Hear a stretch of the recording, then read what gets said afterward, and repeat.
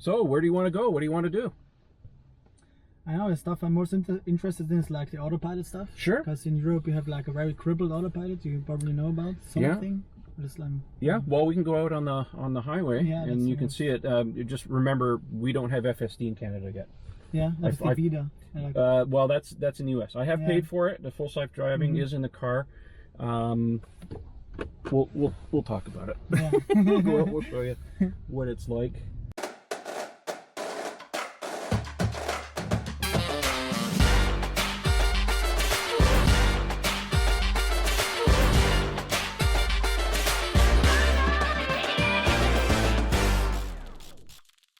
This is a little different video, folks. We haven't done one of these in quite a while. This is Mo. He's one of the followers on Twitter, and he has his own YouTube channel and that fun stuff. And I am completely and utterly lost right now. I don't know where the hell I'm going. How long are you in Canada for, or Toronto specifically? 6 days. 5 or 6 days on business. Yeah. So he reached out on Twitter and said, "Hey, you want to hook up and do some stuff?" And obviously, he's really interested in seeing Autopilot FSD, but we don't have FSD beta in Canada yet. It's not FSD beta, just FSD. We have FSD too, like very crippled. There's a distinction between FSD and an autopilot. Like in Canada, they have been testing the FSD beta, like they have in the US, but it's only been Tesla employees. They haven't released it to the general public. That just started like a week ago in the US. We're behind on the times, and mostly it's because of regulations. I mean, we share about 95% of the road rules with the US, but our regulatory agencies like to be like, we're in Canada and we'll double check and make sure everything's good for our rules. But what we do have is Autopilot, which is on par with what we have in the US. So we have like TAC, lane changes, navigate on autopilot. Do you have that in Europe? We have navigate on autopilot. It's just like with confirmation. Okay. With the blinker, and it's also the confirmation itself is very limited. Like, like if you're on the right side of the road and you do the blinker on the left side, it has to wait 1.5 seconds, then it can go, and the whole process is allowed to take 5 seconds or less. So oh wow! So they put a lot of restrictions. Yeah, that means if you're like, and with these restrictions, not like they're a little bit restricted, it's like almost unusable. Oof. Which means, like, for example, if you're on the right side and there's a truck in front of you, you want to overtake. We've got mostly 2 lanes, highways, and then you're going right to the left. You put on a blinker, but then there's someone to the left of you. Of course, the car won't go there. But then, like 4 seconds are over. The car starts in the middle of the lane. 5 seconds over, goes back. Oh wow! So it's like 80 or 70% of the time, like when people are just coming, you're telling me, then people just overtake normally, and that's why no one buys FSD in Europe, because it's so crippled. Even though like the functions would be great with the blinker, without blinker and measurement, that's not. Oh, that's no fun. Yeah. And that's the restriction on navigating. Well, we'll try it on the roads, and you can tell me how you feel about it here. Yeah. Quite honestly, myself, I never use. Well, 99% of the time, I do not use Navigate on Autopilot. I actually have it set in my driver profile not to turn it on automatically. I do use the map all the time. I use Autopilot, which is the traffic aware cruise control and the auto steer on highway driving. Next weekend I'm going to Montreal. That's a 5-hour drive for me. So I will use that on Autopilot. I don't use Autopilot on city streets, even though we can normally use it. I just like to be more in control. So Navigate on Autopilot on city streets is basically what the FSD is testing in the US. And that's really the hardest part of FSD is getting all of those. Like here I find that, thank you, and I'm going to have to find another route to get out to the highway, because now we're heading in the wrong direction. Sorry. Yes, Performance Model 3. That's performance. Yeah. A friend of mine has the performance too. Yes. Yeah. Yes, it has, as I like to say, it has more than enough power to get you in or out of trouble, depending on what you're doing. Never heard that before. It's a great saying. The yoke is not a problem, as you can see. Yeah, that's what I want to ask. Like, when did you install it? About 3 weeks ago. But you're like, is it like legal to install it here? No, it's legal. Yeah, Okay. it's not a problem. Completely legal in Europe, like. Any modification on the car? Well, we really don't know. I know here it's not a problem because people have been taking deliveries of the new Model S and that has it. Yeah. Nobody says anything about it. Mm-hmm. Actually, North American rules, believe it or not, and I've looked at the regulations in the Mm-hmm. US and we reflect, as I said, Yeah. most of those rules. They don't care about the shape of the steering wheel. The only thing that are in the regulations, as far as the steering wheel is concerned, is it has to have a horn icon. Oh yeah. That's the only thing they care about. They don't care about buttons. They don't care about the shape. They don't care about any of that stuff. All it needs is in the regulations. You must have a clearly identified icon where the horn is. My personal opinion, I don't know if you watched the video, but I did this installation. I think this is a good combination. If you want to do this kind of thing, let's say on a Model 3 or a Y, this is a good combination because look, you still have the stocks, right? And they got rid of this on the Model S. Yeah.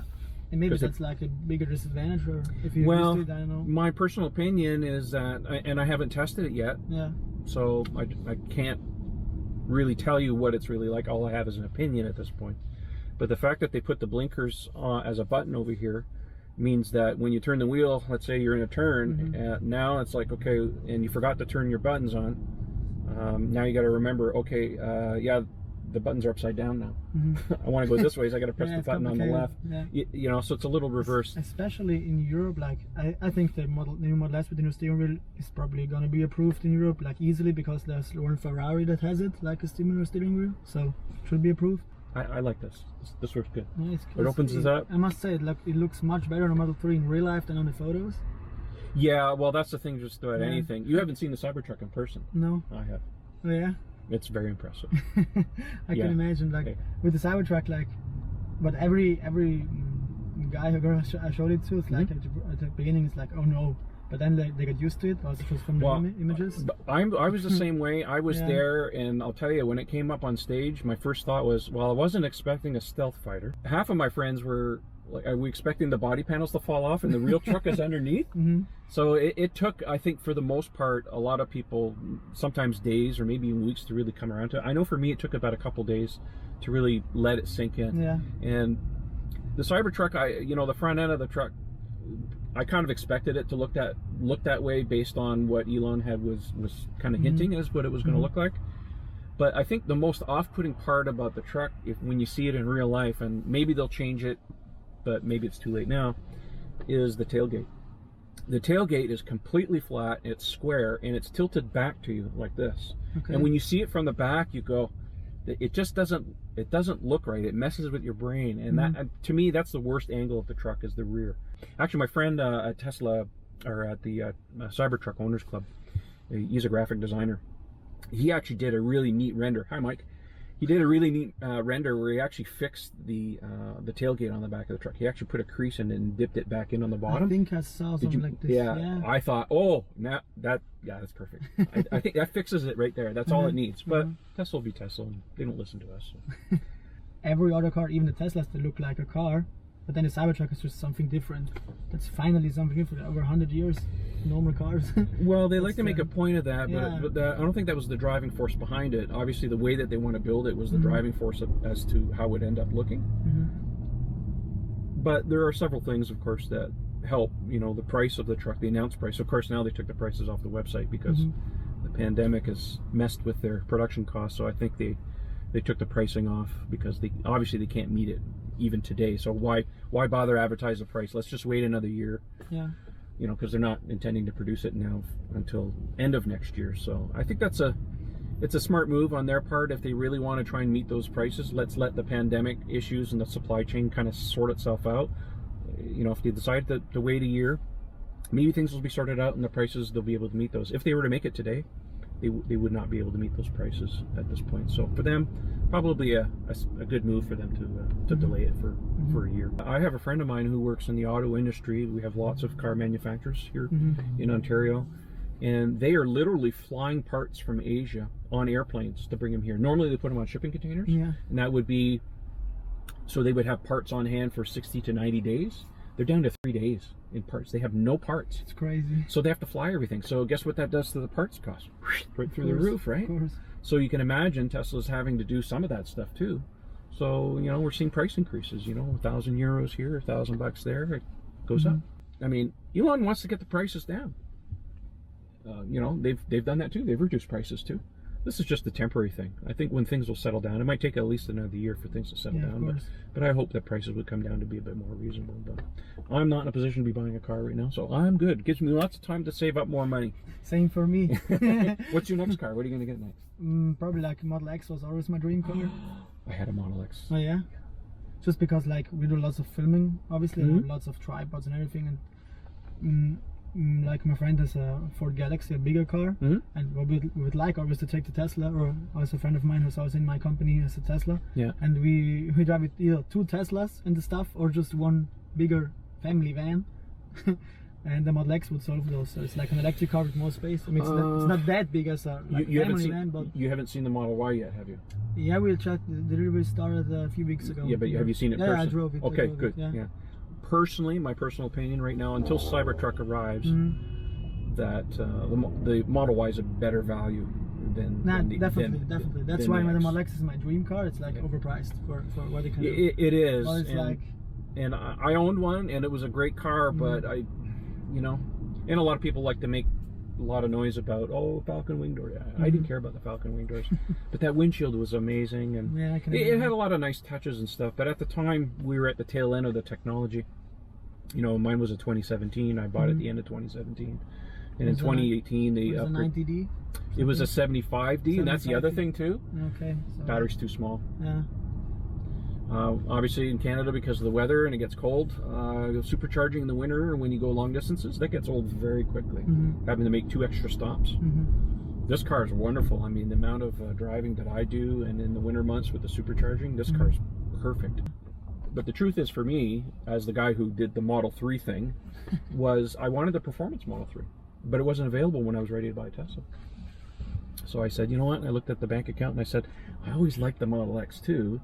So when I buy a Model X, and then I'll wait for the performance Model 3. So that's what I did. I waited, I bought that, had it for a couple years. In Canada, you got like the Model 3 a little bit after the US? What was the time almost frame? at the same time. Oh, yeah? They started production. I mean, you probably know some of the history, but they started production, handmade Model 3s in the middle of 2017. And the next 6 to 9 months was brutal for them, trying to get that car built. That was the time where Elon slept in the factory. Oh yeah, it was really, really bad. And I have to get into this lane, and hopefully we have some kind people here today.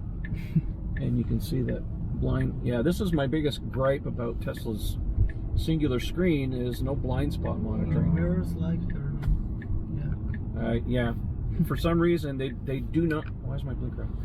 They don't want to be like everybody else, and they refuse to put simple red lights or whatever in the. Same thing with like the rain sensor. It's much better now, but like with hardware 2, it was like awful, like 80% of the time. It's a lot better now, but we've had several software updates to get that corrected, and something like a 50-cent part would have fixed that. But no, Tesla wants to do things differently. We're which is do fine. it with vision. Yeah, and it's taken us a long time. So yeah, the Model X was really nice, but the technology had changed, and I just felt it was time. And this car's just so much fun to drive.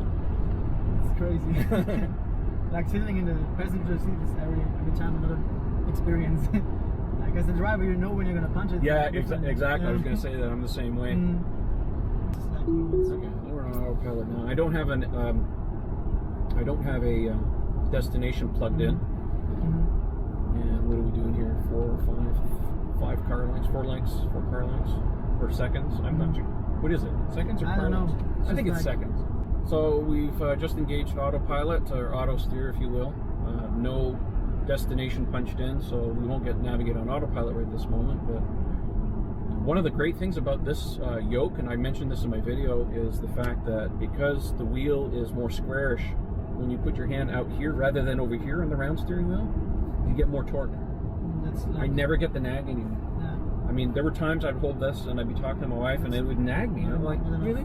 So now, if I just by resting my hand over here, that's great. It's great. I mean, once we get the driver monitoring, hopefully they'll be able to get rid of that eventually. But this is wonderful. Either here or here, it doesn't matter. But you can see it's just enough torque to keep it in check, which is nice. Now to this one, you see just this curve we made? That's like the worst thing autopilot in Europe is like first like nerfing thing they did is they limited the curves the car can make, which means really? like I think you have a maximum of 0.3 G it can do in the curve. Oh wow! Which means like even like an on ramp, it does it like 20 kilometers an hour because it's not allowed to go fast. Really? And which also means like if you're driving a mountain road, like of course you can do them perfectly, but can't do them autopilot. And I know it because I've tried it in Yosemite 2 years ago with a Model 3 I rented in California. And if you do like a mountain road at our parts, it would just like begin to do the curve and then it would just go straight. Oh, that's horrible. So and the regulations are in place like for the whole European Union, and they say it's like for safety, but obviously there's some kind of like lobby behind it or something. Like that's the VDA, it's the community of the German automakers. Yeah. And probably something like this is going on here. It's bad, especially like because people ask me a lot. Because I founded the Tesla Club like 2 years ago with 70 people now in our region. Oh, good. And people ask me a lot, should I get the FSD or not? And I said, if I would be in California, yes. In Europe, not, because there's so many limitations. And also like on Summon, you can't use Summon. There is Summon. I do have Smart Summon. I never use it because I don't trust it. I hardly ever use Auto Park. Yeah. Auto Park's the same for us. But like perpendicular or parallel, it does both, but I hardly ever use it. Yeah. I don't know, my personal opinion right now, I mean, maybe with the subscription it's a different story, but to buy it outright, it's not worth the money that they've been asking. And I wrote a almost like a blog post on the forum about this. I wish that Tesla would offer us more a la carte. So keep the current Autopilot the way it is right now. So every car gets the basic Autopilot. Customized. Yeah, like 3 tiers, right? So the next tier would be something like give us the Auto Park and the Smart Summon, that type of thing. You know, maybe for a few thousand euros or a few thousand bucks more or whatever. We'll go this way. And then the next tier would be the final one, which is FSD itself, that component. But don't sell that component until you at least sell the, have the beta available or that people can actually use it, which has always been a problem because they've been selling the same thing for like the last 4 years and nobody's been able to use it up until recently. So maybe it's a moot argument now. I think it's just difficult also for them because they never know about the time frame. Yeah. What are they going to make when something's going to be available? That's the other part of the problem too, is Elon was supremely optimistic that they would get it out in time. Well, obviously it turned out to be a much harder problem than they anticipated. So we're doing a curve right here. I'm not doing anything. Yeah, I'm just like surprised. And you can see that it's just like in Europe, it's just like swerve to the outside because it can go tighter, and then when it's gonna hit the line, it's gonna beep like auto steer limited. It's gonna say, and then it's just gonna turn off with a loud beep. Like that's the biggest problem. See, now it's getting confused. Sorry. All right, wasn't paying attention there. Well, again, I don't have Navigate Autopilot turned on right now, so obviously the car is doing its thing. No, but it takes on ramps and off ramps just fine. It'll slow down. Now, like it doesn't do the 20 kilometers an hour thing. It will slow down, but it doesn't safely. Of course, but it just slows down to like a normal pace. Yeah, that's the thing. Well, I would drive a little faster. But it's like not so that someone behind honks you. Yes, and that's the thing. There are times, and that's one of the things I'm kind of anticipating when we do get FSD beta up here. And these are some of the reports that, if you watch the videos online, that some people are like, the car's doing its thing, and you can just imagine someone's behind you, and you're like, why is this guy driving like an old 90-year-old person? They're like, come on, let's go.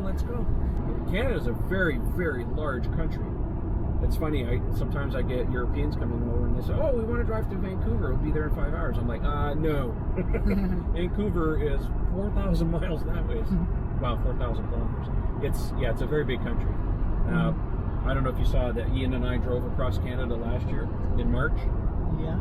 We decided to go from one end of the country to the other using nothing but the new superchargers that had just opened to fill in the prairies. And we did that in 73 hours non-stop, just the two of us switching. And we only stopped to charge. That was and that was brutal. Nobody should ever do that in 73 hours. But the thing is if you look at the population density, everyone lives within about 100 kilometers of the border of the U.S. Yeah, that's what I just want. Like 50% of people are almost at the border of the U.S. Yeah, exactly. Northern Ontario looks a lot like Norway. Lots of rocks and stuff. Cottage country. Beautiful. That's like the farthest drive I did. Like when I live in Italy, like we drove to Norway. Uh-huh. Like 22 hours one way. Yep. And like that's always my biggest argument when people say you can't drive long distance with an electric car. It's like I drove to Norway half a year ago. That's just what. Well, you saw my friend Guillaume and Roman there that did the trip, from Portugal all the way to Norway. They did the same kind of distance that Ian and I did, and they did it in about the same amount of time as well. And again, just a long-range Model 3. Good.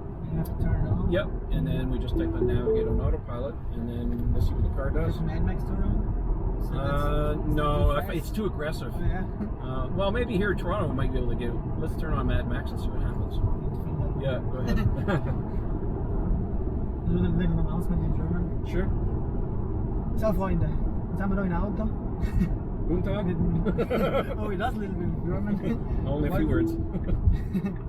Mit Model 3 Owners und Filter, kennt man vielleicht. Das ist jetzt Navigate on Autopilot in den USA und Kanada. Funktioniert ohne Blinken, ohne Verzögerung, ohne Ausgabe 5 Sekunden. Okay, das Auto wird blinken, wenn ich tun, 2 Tage vorher. So we did nothing now. I'm just keeping my hand on the wheel. Okay. Mad Max. Das Mad Max.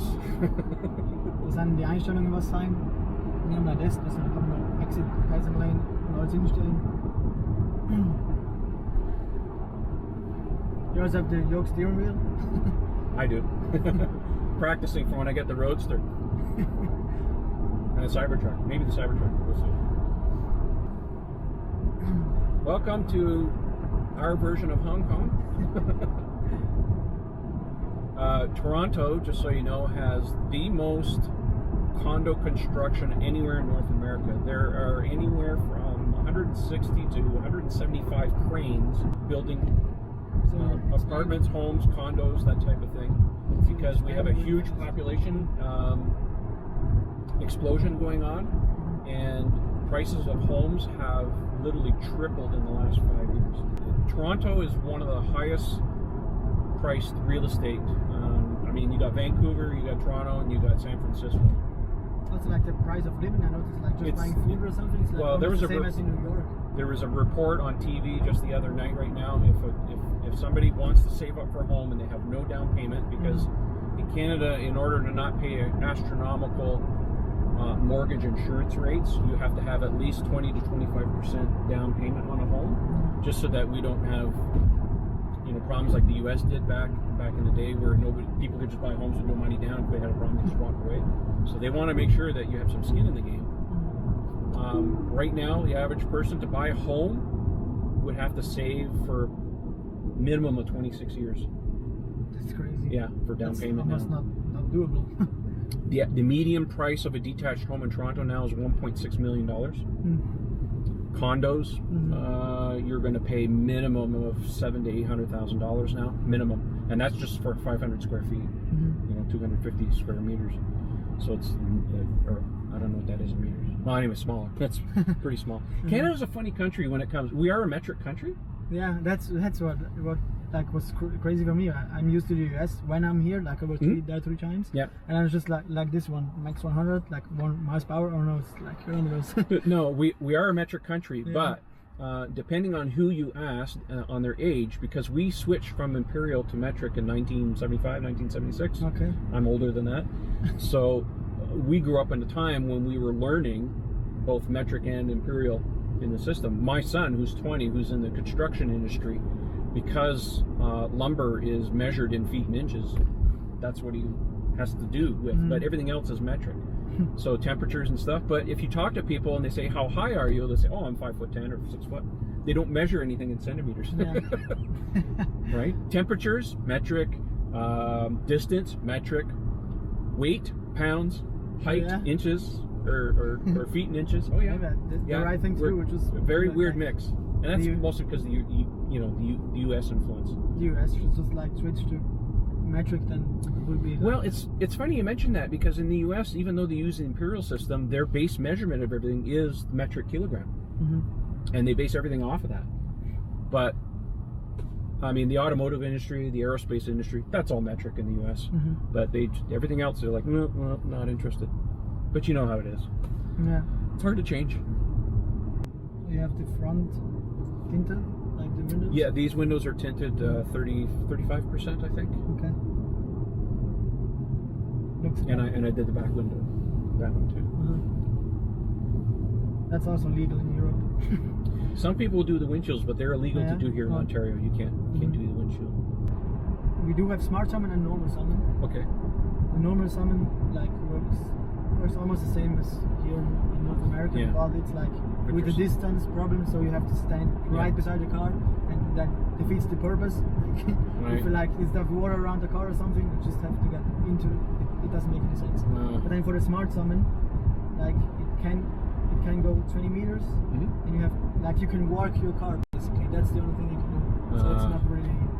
I don't know. Well, I don't get it. Why they're doing it like this?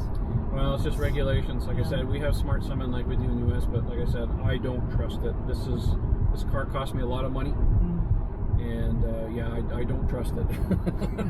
I have used it. I will use. I mean, I do use it to show people. Like if I have friends that come over or whatever, okay, I'll go to a school parking lot where there's nobody, and then I will use it. But I will not use it at Costco or anything like that. I'm sure Tesla's cost a lot where you are too because of the exchange rate. Like we pay more than the exchange rate. Like the exchange rate between US and Canada right now, we pay about 25 cents on the dollar. Okay. But Tesla charges 40%. And that was back when the dollar was still at 40% back in 2019. So 2 years later, we're still paying that exchange rate. We were at par with the US dollar in 2013. And the only other time it was at par was that I can remember is 1974. So we've always been at an economic disadvantage as far as that's concerned. But the delta is anyway. So Tesla needs to adjust their pricing, but they won't listen to us. So even though, and you know, they're still increasing the pricing up here. We thought for a while that maybe they'll just absorb it instead of adjusting. They'll just absorb it, but they haven't. So like in total, like just with every final cost in taxes and everything, you pay like how much percent more than in the US? I don't have the calculation in front of me, but if you take the US price and you multiply by 1.38, so call it 38 to 40%, that's what we pay. I know the options are, but the multiplier is about 1.3. And then we have to pay tax on top of that. So we have HST, which is like a VAT tax. And here in Ontario, it's 13%. Okay. So another 13%. It's expensive. This car was $74,000 plus FSD plus taxes. So by the time I was done, 90,000, something like 90,000 Canadian. Yeah. That's like 70,000 euros, I think. And the euros are like, that's about the same as we pay. It's just weird. The prices are unfortunately adjusted for us, but like we have like this, can we say 10,000 euro plus? That's like customs or how do we say import fees for the car. Yes. And, well, that happens a lot. We're fortunate because we have the North American Free Trade Agreement with US and Mexico. So because the Model 3, Model Y are 75% North American parts, there's no duty. Okay. Right, so Dude, I'm that sure. Was the word Yes, of course. So I'm sure in Europe, well, that's why they want to build. I mean, they're building a factory in Brandenburg so they can build in Europe to get rid of most of those duties, right? Yeah. I wanted to go there. But I would love to go see that. I'm hoping to go to the Texas one. The opening is when? We don't know yet. They're about 85% done building the factory. So I would suspect by, I don't know, late spring. A lot of friends are calling me like, should I buy the Model Y now? Because now it comes from Shanghai. Yes. With the cells. But we do not know yet if like the Berlin Model Y is gonna have the old cells or the new 4680 cells. No, the 4680 cells are not ready yet. So Brandenburg, Shanghai, So all three factories right now, including Texas, they will build Model Ys the traditional way. So no front castings yet. 2170 battery pack cells. Exactly. And then when they go to the 4680 cells, that's when they will switch to the front casting because the structure of the body is a little different underneath the skin. Skins are the same on the outside, but the structure, I've seen the structure differences. There's significant changes between that battery pack and the traditional one. So this is CN Tower. And you have Rogers Center. Was there like day before yesterday? Oh, okay. Yeah. So well, you know about it. Yeah. This is this is our financial district down in here. So this is like our Wall Street. Mm-hmm. And condos. When I first moved to Toronto in 1985, none of this existed. None of this. We just had the CN Tower. I just found out like the city in general is like from 1800 something. Oh yeah. It's like a very young city. Well, North America is young compared to Europe. You want old in North America, you have to go to Quebec City. That's 1600s. Okay. Because that's when the first settlers came. So some of the oldest streets and some of the oldest buildings in Canada, you'll find in old Quebec. But yes, this is all. Toronto reminds me a lot of Sydney, Australia. They're not afraid, because they don't have a lot of old history, they're not afraid to tear down an old building to build something new. Yeah. And we have like, in our place, we have like buildings from like medieval times. Yeah, 1400s, For sure. something. Oh yeah. Yeah. It's very different here. Yeah. This is the waterfront. Of course, this is Lake Ontario, which is, I mean, huge. I mean, Lake Superior is much larger. But yeah, we have the largest freshwater lakes in the world. Ontario actually has, guess how many freshwater lakes are in the province of Ontario? Take a guess. And you'll be wrong, so it doesn't matter. Of course, like, I don't know, 500? What? 250,000 plus freshwater lakes. That's how you define lake, like what size? Is it a pond or a lake? No, not ponds, lakes. Like Yeah, I'm course. talking serious, yeah.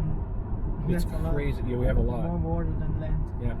we have some amazing cottage country. So here, if you drive about 2 hours north, you're into cottage country.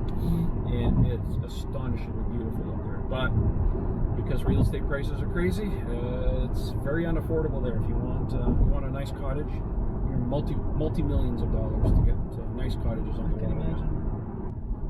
So we have BMW. Irish Motorworks there.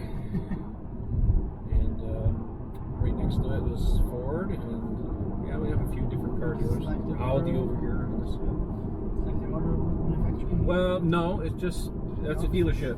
That's a dealership. Now, BMW's headquarters are on this highway up north, closer to where I live. And east of here, there's a GM factory. North of us is a Honda factory. West, about 2 hours that way, there are Honda, Ford, GM, Chrysler. We have a lot of car manufacturing in Ontario. Matter of fact, most of the Ford Edges, for example, very popular car in North America, all made here in Ontario. They all go down to the US. So yeah, we make a lot of cars. All the Honda Civics for North America, made here. Honda Civic is like. Yep, Civic is their #1 selling car, but made here in Canada. In general, like almost one of the best selling cars ever. Yeah, it is. Like in Europe, it's the Volkswagen Golf. Oh yes. That's like- Oh yeah. We own a Volkswagen Golf. Oh, yeah? Yeah. GTI. No, just the TDI. 2018 TDI. My wife has had, this will be her third Golf. Okay. Well, see, here's the thing. I don't know, for any Americans watching, hatchbacks are not a thing in the U.S. But Canada, we love hatchbacks. The Golf is the #1 selling hatchback, and it is the gold standard. And my wife has owned 3 of them so far, and they're very handy cars. We love them. And when we were looking at buying another car for her a couple of years ago, we looked at all the other hatchbacks. We looked at Hyundai, Kia, all the others, and we kept coming back to the Volkswagen because it is absolutely the best hatchback. Even though I had landed her a very good deal on a BMW i3, fully loaded. It was an off-lease car out of California, and it was just $3,000 out of her budget. And I said to her, I will give you the $3,000. Just please buy this car. I want you to be electric. And she just, and Used to the Golf. she ended up buying another Golf. But the thing is that she only puts 5,000 kilometers per year on her car, so it just lives in the garage. We don't drive it. So, I don't know. Maybe at the end of the day it wasn't worth the extra. But I actually do like the i3. I think it's a very well-engineered. I mean, I understand the looks are very polarizing for a lot of Especially people. for like, it was one of the first electric cars ever. They were like, Yes. BMW was at the very front at the beginning. Yes, they were, and then they let it go. Yeah. But I think the i3 is a brilliant car for what it is. First, as a city car, I mean, it's hard to do long distance travel on it. The without spending a lot of extra charging, mind you. But I think it's a brilliant little car. I would have loved to have one of those, but we're going to be retiring in a few years, so we're going to start thinking about downsizing. So my wife, a number of years ago, she said an early part of retirement, what she would like to do is get an RV. But she says it has to be electric. And I said, well, first of all, there are none in North America that are fully electric. You would have to bring something in from Europe. They're very expensive. They're very, very expensive, and they don't hold their value. So why would you do that? So I said, well, why don't we buy a Cybertruck? We'll buy the high-end model, and then we'll buy a used camper, because it's not something we want to keep for very long. Let somebody else take the depreciation. So she was like, oh yeah, that makes sense. Because with an RV, if you go to a campground, oh, I forgot something and I go to the grocery store, you got to pack everything. So that's, I mean, if you're going to live in it full time, that's okay. But if you're just going to go for weekends, yeah, it's not practical. So that's the kind of thinking. And because I live in a home where I only have one car in the garage, and then I have roadsters coming, where am I going to put them? So how many roadsters are coming? 2. That's great. Yeah. The referral program was very lucrative for me. Thank you very much for everybody using my referral code at the time. I love all of you, and you'll all get a chance to drive the car when I take it on North American tour. But I got to have it in my driveway first. So the ultimate plan is to keep the Cybertruck as the daily driver, and then get rid of her car. The roadster's a weekend car. Yeah, fair weather car. Never see rain, never see snow. Yeah. So it will live in the garage. So it looks like it's going to be a 2023 car, which is fine. I'm not in any rush. Honestly, I'm more excited about the Cybertruck. I know first world problems, right? Oh, you want 2 roadsters? I'm like, yeah, I'll believe it when I see it in my driveway.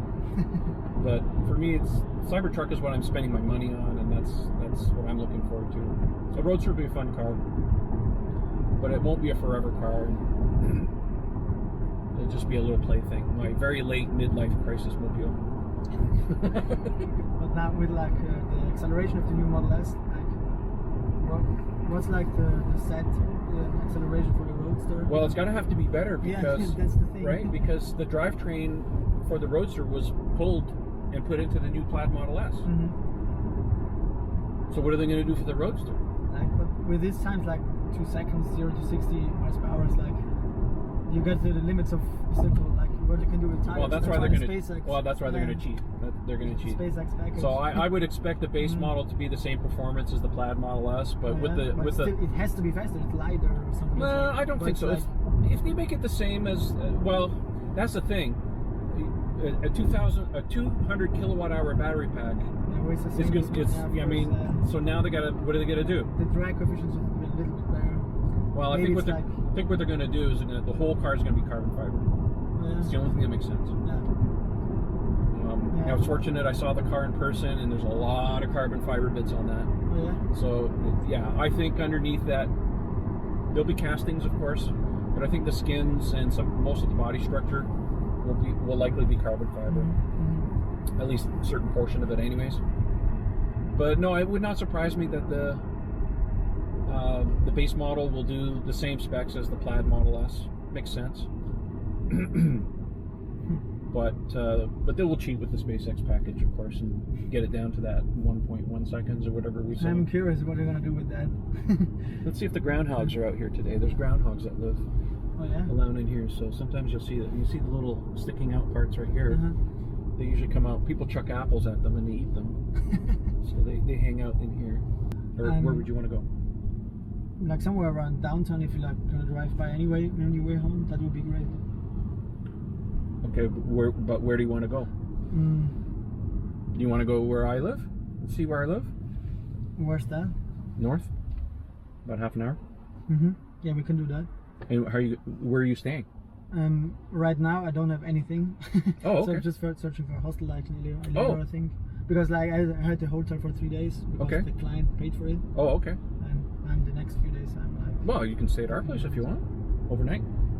That would be very generous. I'm totally okay with that. Yeah. Let's go back to our place so you can meet my wife.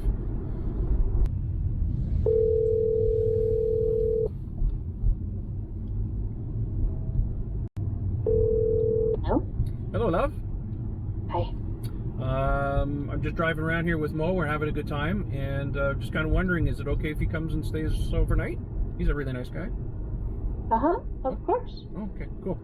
All right, so we're on the 404, and we're just kind of heading home right now. We'll just take our time. Okay, well, the kitchen's a bit of a mess because I'm making red pepper jelly and baking and stuff. It's all good. The boys will have know. fun. I said it's all good. Us boys will have fun. We'll talk Tesla and bore you to death.